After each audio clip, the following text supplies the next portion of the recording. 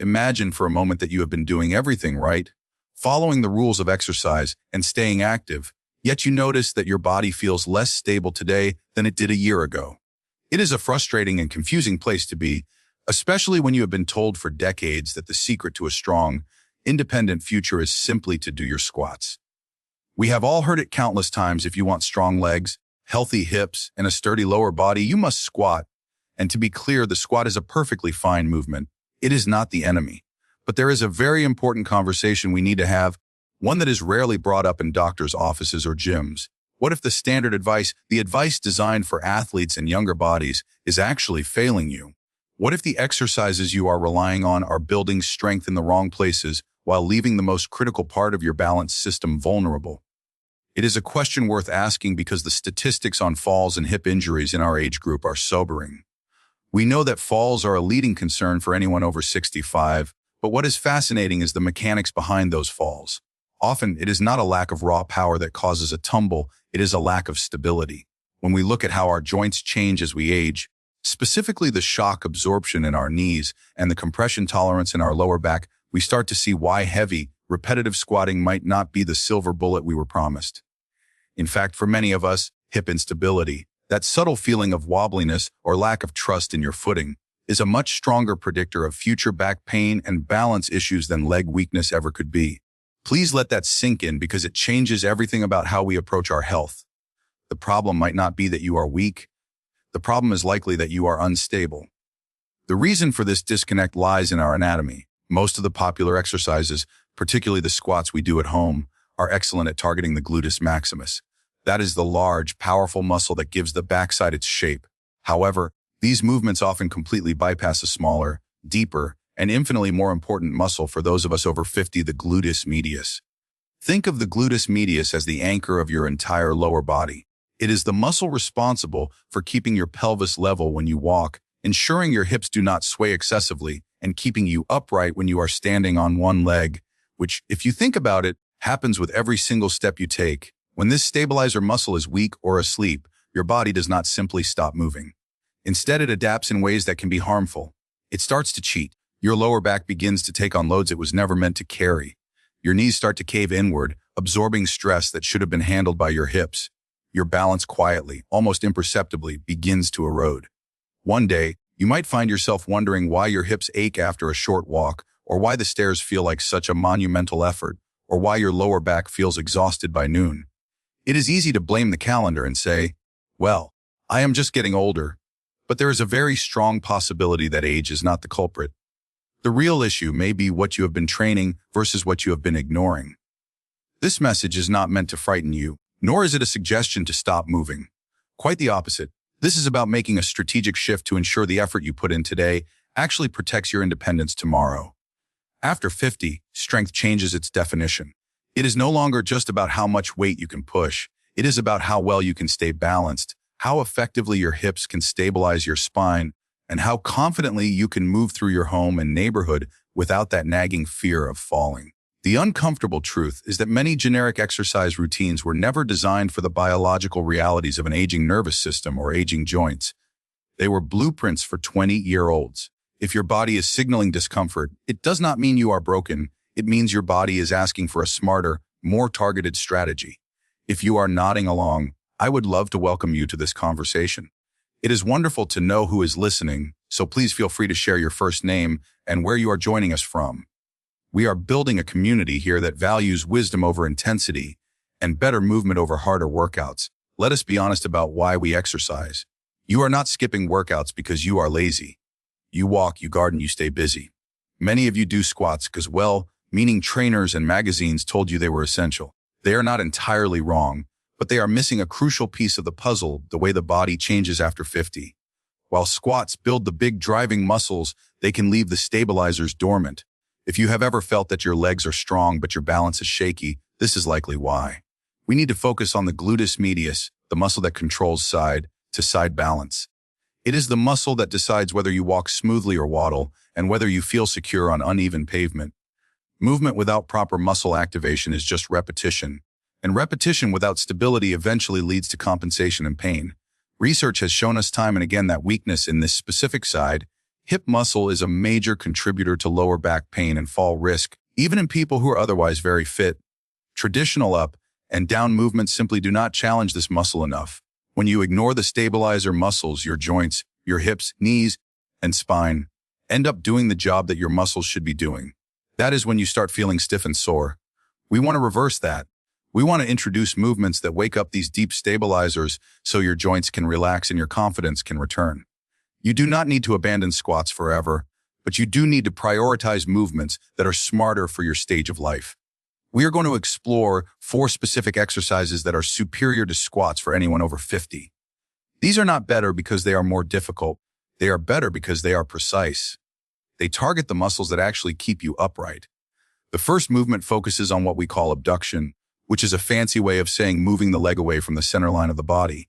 You might think, how can lying on my side and lifting my leg replace a squat? It is a fair question. Squats feel like hard work. They get your heart pumping and your thighs burning. But effort is not the same as effectiveness. In your 50s and 60s, the most vital muscle in your hip might not need more weight. It just needs to be woken up. The gluteus medius sits on the side of the hip, and its primary job is to prevent your pelvis from tipping sideways. Since squats primarily work the front and back of the legs, this side muscle often goes completely untrained. By lying on your side, you can isolate it. But here is the secret sauce: precision. To do this correctly, lie on your side and bend your bottom leg for stability. Straighten your top leg, but instead of just lifting it, I want you to turn your toe down toward the floor. This is the key. By pointing your toe down, you force the hip into internal rotation, which effectively shuts off the big, bossy muscles that like to take over and forces the smaller stabilizer muscle to do all the work. Lift the leg slowly without rushing. You do not need to go high. You just need to feel that specific muscle on the side of your hip contract. It is a small movement with a massive payoff. Studies have shown that adding this simple, non-weight, bearing exercise can significantly improve walking stability and single leg balance in a matter of weeks, all without stressing the knees or spine. It stops the waddle in your walk and secures your lower back. The second exercise might look similar at first glance, but it trains an entirely different and equally critical function. We call this posterior hip abduction. Again, you are lying on your side, but this time the angle changes. You will move your top leg slightly behind your body line. Then, instead of pointing your toe down, you will rotate your toe up toward the ceiling. This shift places your hip into external rotation. Why does this matter? Because life is not always a straight line. You turn, you twist, you pivot to get out of a car or step sideways to avoid a puddle. Those rotational movements are where many injuries happen. This specific angle targets the posterior fibers of the gluteus medius, the fibers responsible for controlling your hip when you are twisting or moving backward. Squats do not train this. Walking does not train this. Even most gym machines ignore this angle. But when you step off a curb or turn quickly, you need this strength. By training this specific rotational range, you are teaching your hip to catch you when you are off balance. It improves your ability to recover from a stumble. So, lie on your side, take that top leg back slightly, turn the toe up and lift gently. Keep your upper body still. Do not let your back arch. It is not about how high you lift. It is about controlling that rotation. You are retraining your brain to protect your hips during those unpredictable moments in life. Now we need to get you up on your feet. Walking is wonderful, but it only moves you forward. Real-world balance requires side-to-side control. This brings us to the third exercise, the standing hip drop. Think of your pelvis like a carpentry level. When you lift one foot to take a step, the muscles on the standing leg must fire instantly to keep that level straight. If they are weak, your hip drops, your spine curves, and you feel unstable. This hip drop is very common in older adults and creates a chain reaction of pain down to the knee. We can fix this with a simple drill. Stand near a wall or a sturdy chair for support. Shift all your weight onto one leg. Let the other leg hover just off the ground. Now, intentionally let your hip on the standing side drop out to the side, as if you are slouching into it. Then, using only the muscle on the side of your hip, pull your pelvis back up to a level position. It is a tiny movement, drop and lift. You are teaching your body exactly how to stabilize your weight every time you take a step. This drill improves your proprioception, which is just a scientific word for your body's internal GPS.